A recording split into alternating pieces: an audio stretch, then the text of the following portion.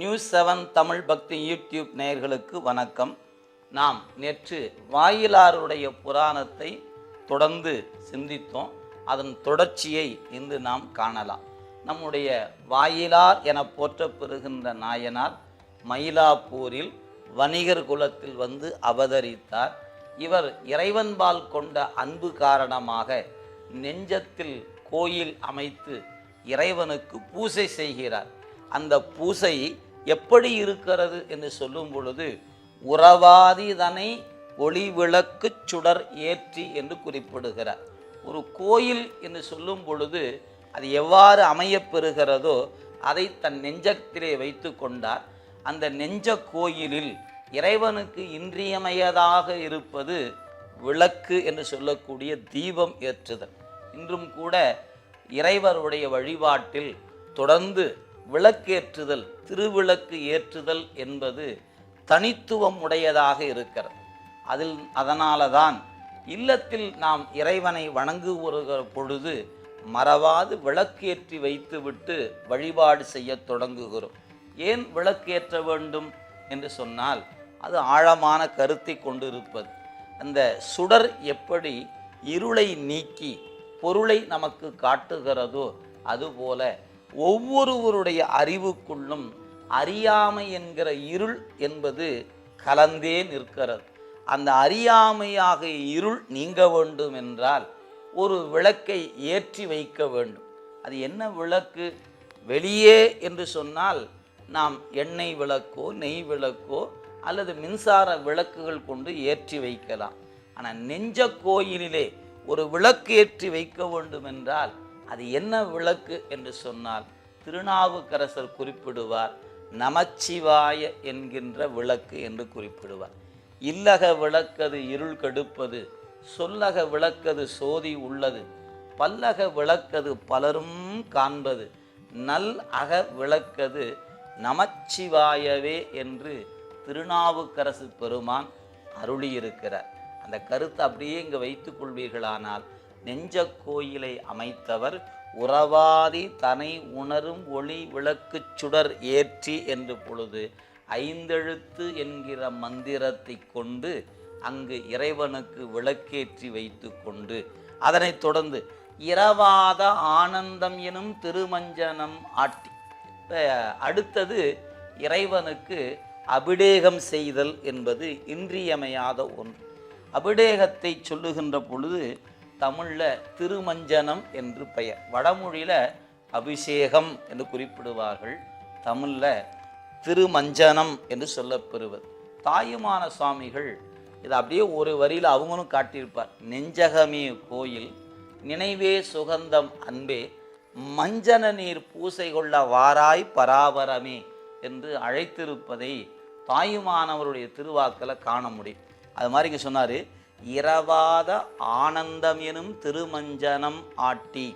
ஆக கோயில் அமைத்தார், விளக்கேற்றி வைத்தார். இப்போ இறைவனுக்கு திருமஞ்சனம் ஆட்டுகிறார். எதில் கொண்டு அப்படின்னு கேட்டால், ஆனந்தம் எனும் திருமஞ்சனம். அது என்ன ஆனந்தம் அப்படின்னு கேட்டால், இரவாத ஆனந்தம் என்று குறிப்பிடுகிறார். நீங்கள் ஒன்றை நினைவில் வைத்து கொள்ள வேண்டும். இந்த நம்முடைய உயிர் என்ற அந்த ஒரு பொருள் மெய் வாய்க்கண் மூக்கு செவி என்கிற 5ஓடு தொடர்பு கொண்டு உலகத்தை கண்டும் கேட்டும் உற்றும் உணர்ந்தும் நிற்கிறது. இந்த 5 பொறி வழியாக உலகத்தோடு தொடர்பு கொண்டு துய்க்கக்கூடிய இன்பங்கள் எதுவாக இருப்பினும் அதற்கு சிற்றின்பம் என்றும் நிலை இல்லாத இன்பம் என்றும் அது பெயர். அதுவே இந்த 5 பொறிகளை அதை கையாண்டுகிற முறையில் அதை அடக்கி நெறிப்படுத்தி அறிவானது நான் தனக்குள் இருக்கிற இறைவனோடு தொடர்பு கொள்ளுகின்ற பொழுது ஏற்படுகிற ஒரு உணர்வு ஆனந்தம் என்பது. அந்த ஆனந்தம் என்றும் இறந்து போகாத ஆனந்தம், வற்றி போகாத ஆனந்தம், என்றும் நிலை பெற்றிருக்கின்ற ஆனந்தம். நாம் கண்ணின் வழியாக ஒரு காட்சியை காணுகிறோம் என்றால் குறிப்பிட்ட நேரம் கடந்தால் கண் எரிச்சல் ஏற்படுகிறது. ஒரு சுவையான உணவை சுவைக்கிறோம் என்றால் சிறிது நேரம் கழித்து விட்டால் அந்த உணவை சுவைக்க இயலாது. இப்படி பொறி வழியாக பெறுகிற இன்பங்கள் அனைத்தும் குறிப்பிட்ட காலத்தை கடந்து விட்டால் அதை நாம் துய்த்தல் என்பது இயலாது. ஆனால் அறிவுக்குள் இருக்கின்ற இறைவனை இந்த பொறிகளை விடுத்து அவனோடு ஒன்றுபட்டு நின்று அனுபவிக்கிற இன்பம் இருக்கிறதே, ஆழ்ந்து காலம் காலமாக அசையாது நாம் இருப்பதற்கு அந்த ஆனந்தம் நமக்கு துணை செய்கிறது. எனவே இரவாத ஆனந்தம் எனும் திருமஞ்சனம் ஆட்டி யாருக்கு துணை செய்தாரு? அரவாணர்க்கு அன்பெனும் அமுது அமைத்து அருச்சனை செய்வார். அரவாணன் சிவபெருமானுக்கு ஒரு பெயர், அரவாணன் என்று பெயர். வாணன் என்றால் வாழ்பவன், அறம் என்றால் எல்லாரும் அறிந்திருப்பதுதான். அறத்தை செலுத்துபவன், அறத்தில் வாழ்பவன். அத்தகைய இறைவனாகிய இறைவனுக்கு, சிவபெருமானுக்கு அன்பு என்கின்ற அச்சனை அமுது ஊட்டுகிறார். எனவே அன்பு எனும் அமுதமைத்து அருச்சனை செய்வார். இப்போ அவர் அமைத்த கோயில், இப்போ நாம் கோயில் கட்டுகிறோம், செங்கல் மணல் போன்றவற்றால் கோயில் அமைக்கிறோம், தீபம் ஏற்றுகிறோம், அபிஷேகம் செய்கிறோம், அர்ச்சனை செய்கிறோம். இதெல்லாம் என்னென்ன பொருள் வைத்து கொண்டு செய்கிறோம் என்பது அனைவரும் அறிந்த ஒன்று.